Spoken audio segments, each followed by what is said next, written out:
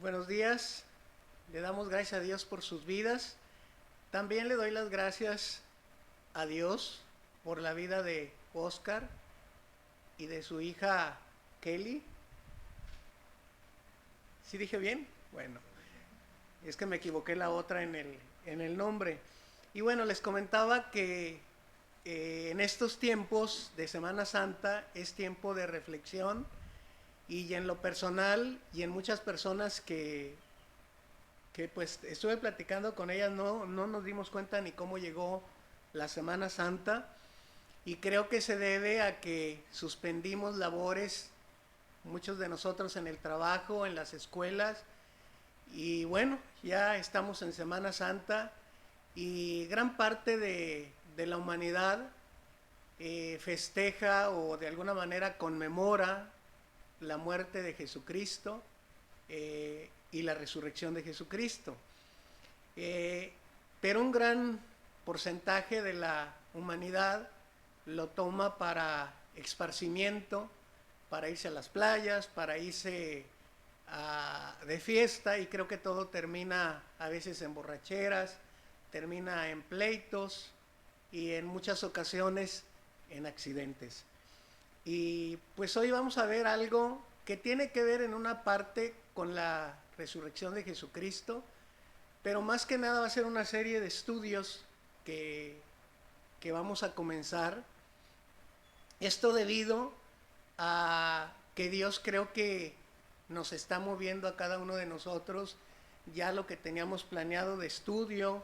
No es que no sea de Dios lo que íbamos a enseñar, la enseñanza o el discipulado, sino creo que Dios nos está moviendo a que, por llamarlo así, tal vez hasta que subamos de nivel, que crezcamos espiritualmente.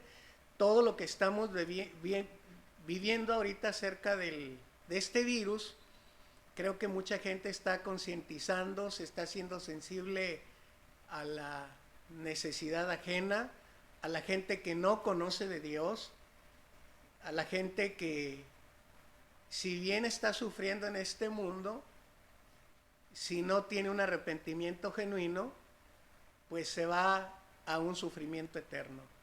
Eso es lo que nos habla la Biblia.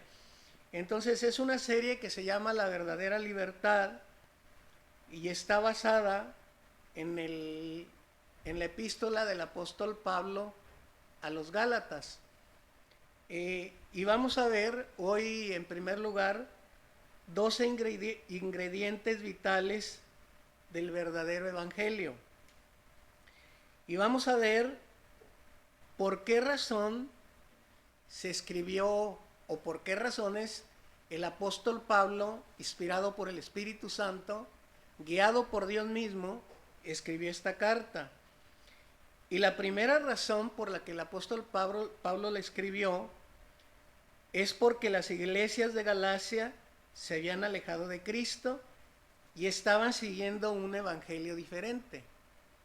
La segunda razón por la cual se escribió es que ellos, aunque eran cristianos, estaban desligadas de Cristo.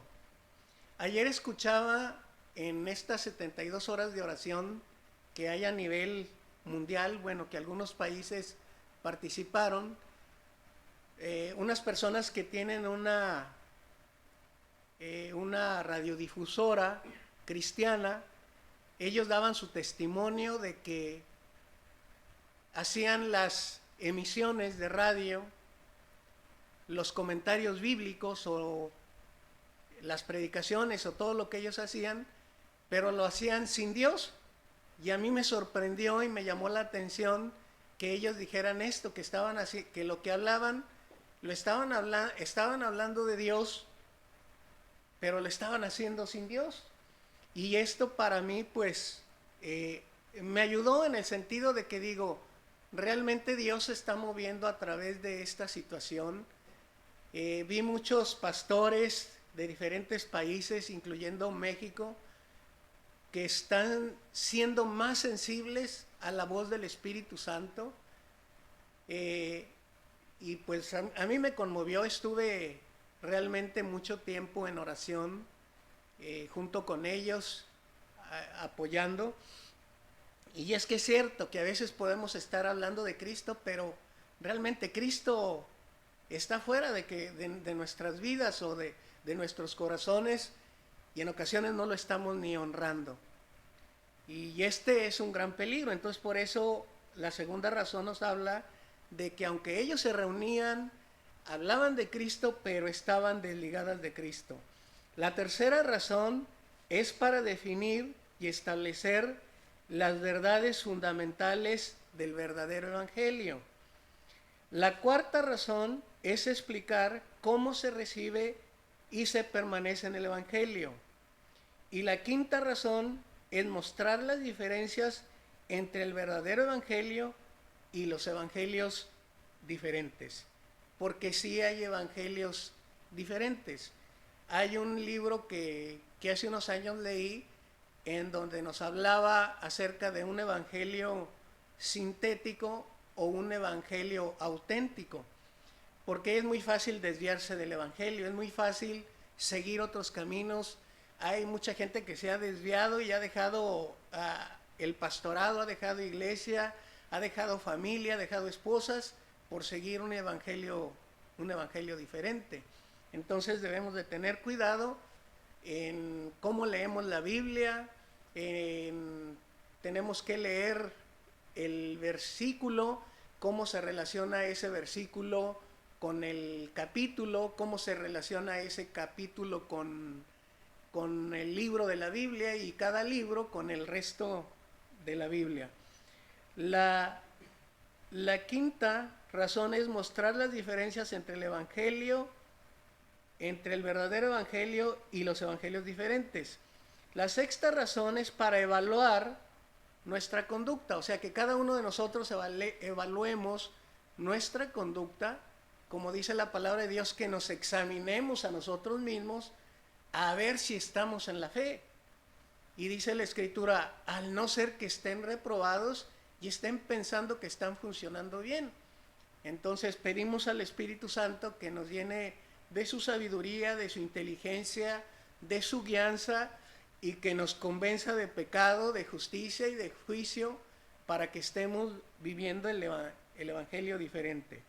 Entonces, los dos ingredientes, el primero es la humildad. La humildad le voy a llamar ahorita a Pablo. ¿Por qué Pablo? Porque Pablo dice que es un nombre griego que significa pequeño y significa humilde. Si todos leemos la palabra de Dios nos damos cuenta que Pablo se cambió de nombre.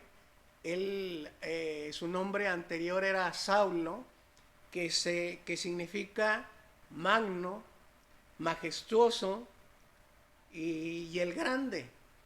Entonces él conoce de Cristo y se pone el nombre de Pablo, que quiere decir humilde. Y aquí vemos entonces, primero tenemos que ver el evangelio desde una manera humilde. Más adelantito le voy a explicar lo que significa humildad, porque hasta la fecha he visto que muchos de nosotros o de las personas en general tratan la humildad como un sinónimo de pobreza y todo eso, pero no es así. El segundo punto el segundo ingrediente es el apostolado. Aquí hablamos de que Pablo se presenta como apóstol de Jesucristo. Nosotros tenemos la experiencia, yo en lo personal, o todos los de comunidad cristiana, Emanuel, en que no nos ponemos títulos. Desde el pastor que ya se encuentra con Jesús nos enseñó que muchas veces los títulos nos afectan y no ponemos títulos, no decimos, muy apenas nos pueden decir pastores o lo que sea, pero no lo hacemos porque se ha distorsionado mucho a través de los años lo que es el apostolado o lo que es un apóstol. El apóstol, la definición significa enviado, o también que es igual a misionero.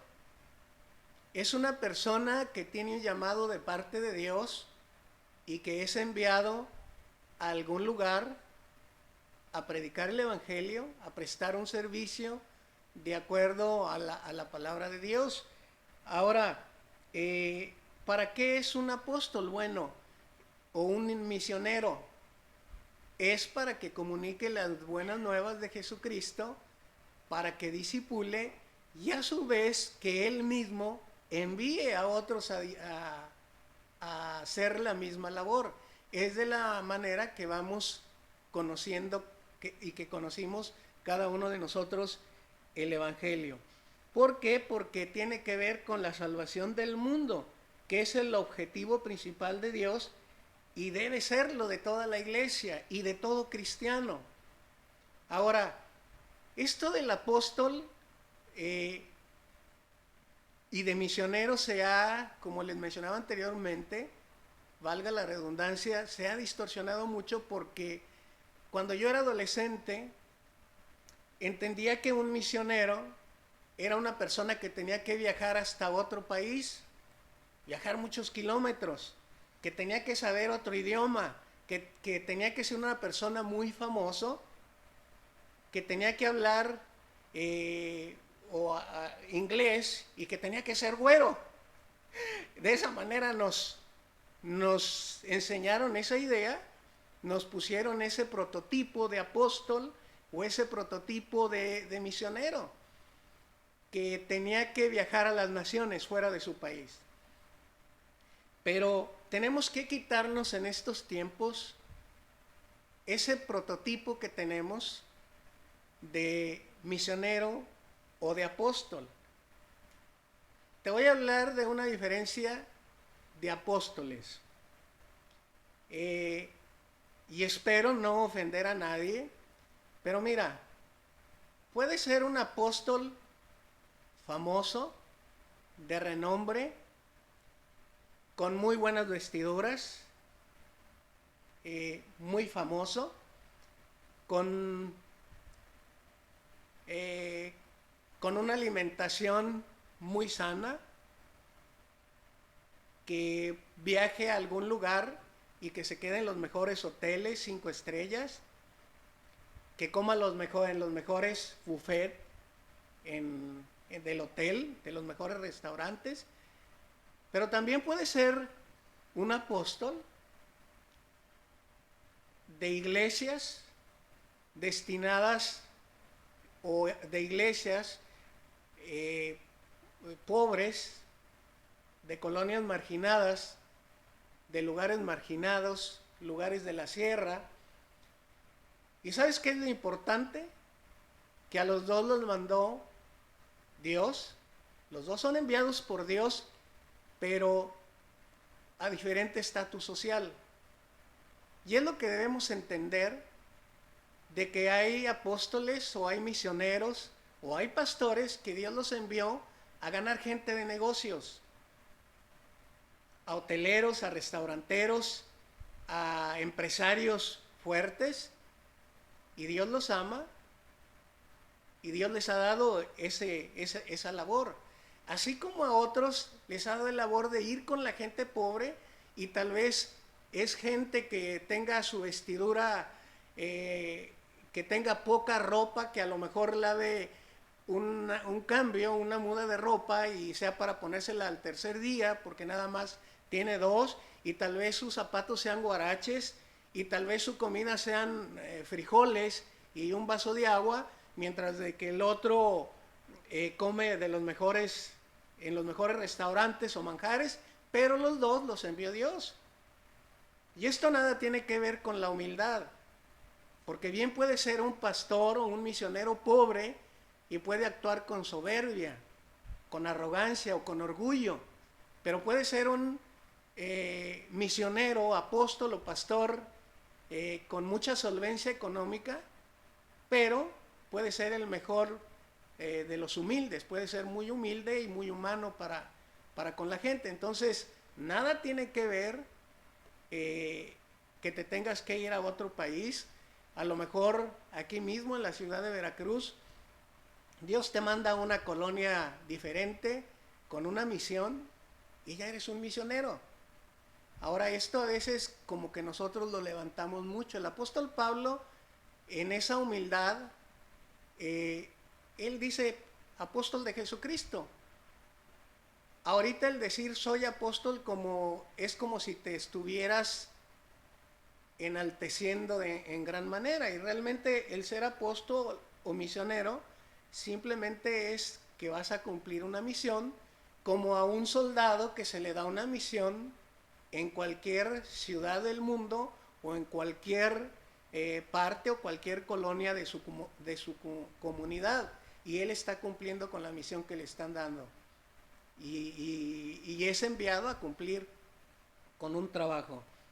Ahora, la respuesta o la pregunta a la respuesta a la pregunta que te voy a hacer es si estás dispuesto a ser entrenado para ser enviado y salir y repetir el proceso.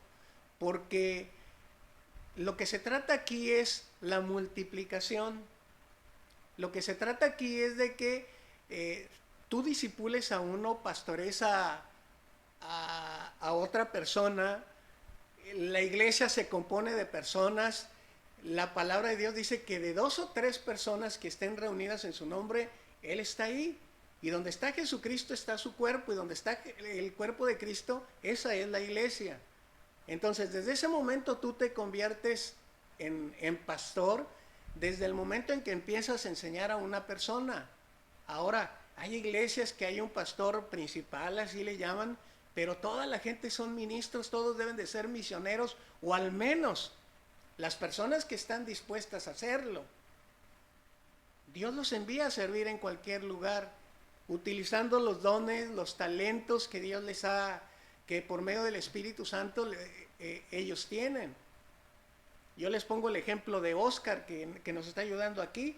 A mí me sorprendió que dijo que le está ayudando a varios pastores a hacer lo que yo estoy haciendo ahorita.